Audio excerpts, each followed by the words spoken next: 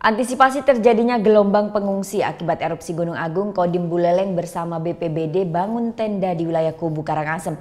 Pembangunan tenda juga dilakukan di sejumlah titik di perbatasan Buleleng Karangasem. Meningkatnya status Gunung Agung ke level 3, TNI Angkatan Darat bersama BPBD di 3 kabupaten di Bali mulai bangun tenda di 3 titik posko pengungsian.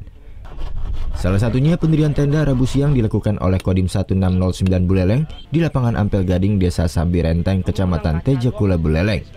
Dibangunnya tenda di wilayah perbatasan Kabupaten Karangasem ini merupakan daerah paling dekat terhadap wilayah Kecamatan Kubu. Hal ini dilakukan untuk mengantisipasi gelombang pengungsian oleh ribuan warga yang terdampak erupsi di wilayah Kecamatan Kubu Karangasem, Bali, seperti Desa Tianyar, Batu Ringit, dan Munti. Beberapa desa ini pun paling dekat dengan Gunung Agung jika sewaktu-waktu terjadi erupsi. Dalam menghadapi kemungkinan apabila terjadinya efek dari erupsi Gunung Agung kalau terjadi, kita TNI mempersiapkan tempat-tempat pengungsian.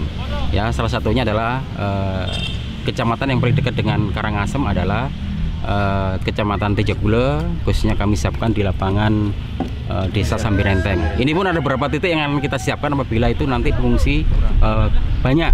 Ya. Tidak saja tenda-tenda pengungsian, namun sejumlah fasilitas pengungsian seperti MCK serta dapur umum pun akan dibangun. Tenda berukuran 5x15 meter dibangun sebanyak 3 unit di setiap titik. Setiap tenda yang dibangun TNI dan BPBD diperkirakan akan mampu menampung sebanyak 30 hingga 50 orang pengungsi. Jika Gunung Agung benar-benar mengalami erupsi, maka gelombang pengungsi yang diperkirakan masuk wilayah Buleleng bisa mencapai 13.000 jiwa. Putu Wijana melaporkan untuk NET.